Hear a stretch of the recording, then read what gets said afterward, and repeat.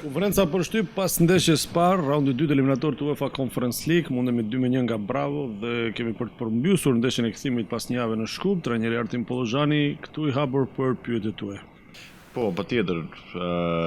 unë i përgëzova çunat për paraqitjen që bën. Mendoj që kemi bërë një ndeshje të bukur, një ndeshje me shumë raste me një kundërshtar që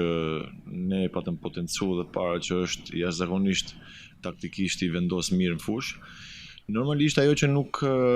nuk funksionoi, unë mendoj që është finalizimi, sepse në momentet që një ndeshje në Kupën e Europës prodhon volum aq të lartë edhe prodhon raste para portës që janë që mund të shënohen gol, unë mendoj që është jashtëzakonisht pozitive, sepse rastet janë. Tani patjetër që ne duhet të punojmë kjo pjesa e finalizimit, sepse normal në Kupat e Europës çdo gol është jashtëzakonisht i vlefshëm, çdo gol në fushën kundërshtare sidomos është i vlefshëm, por që më mërzit fakti që prodhum raste dhe finalizimi nuk ishte. Kjo është për merit çunave, sepse unë mendoj që kanë bërë një ndeshje të mirë. Në këtë tilla ndeshje, praktikisht ndeshje që janë në Kupat e Europës, nuk ka siguri rezultati, kështu që edhe po të ishim një rezultat më pozitiv,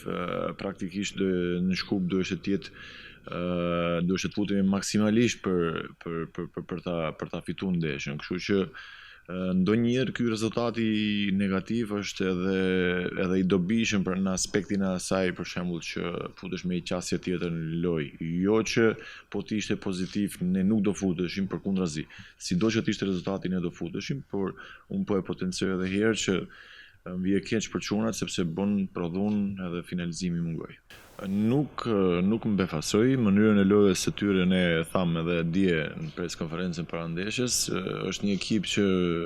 taktikisht është i disiplinuar, është një ekip që pret në gjysmëfushën e vet edhe pret, domethënë gabime të kundërshtarit, patjetër që ishin të vetushëm, por që unë mendoj që nëse futemi përsëri me këtë qasje dhe duke përmirësuar atë pjesën e fundit finalizimin, unë mendoj që do kemi rezultat pozitiv. Shiko, zëvendësimet, mase keni drejt, mase dy sulmuesit u futën pak me vonesë, por normalisht kur janë ndeshje të tilla, kompeticion të tillë që është me eliminim ti çdo herë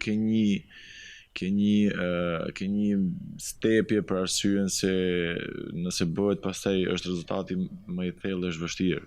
Por që unë mendoj që ato të dy u futën mirë në lojë, praktikisht në ato minuta që u futën ato kundërshtari ishte i kthym plotësisht në gjysmëfushën e vet, kështu që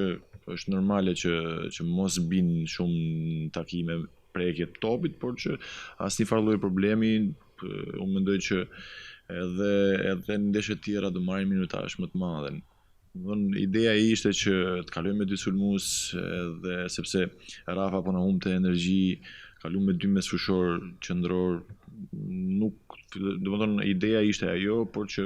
normalisht ndeshje të tjera do mund marrin minutazh më të madh. Mirë, ju falenderoj që ndoqët konferencë për shtyp, kthehet skuadra sonte në Tetov, sepse të dielën nisim kampionatin e ri në elitën e futbollit vendor, kur në Shkup përballemi me skuadrën e Skopjes.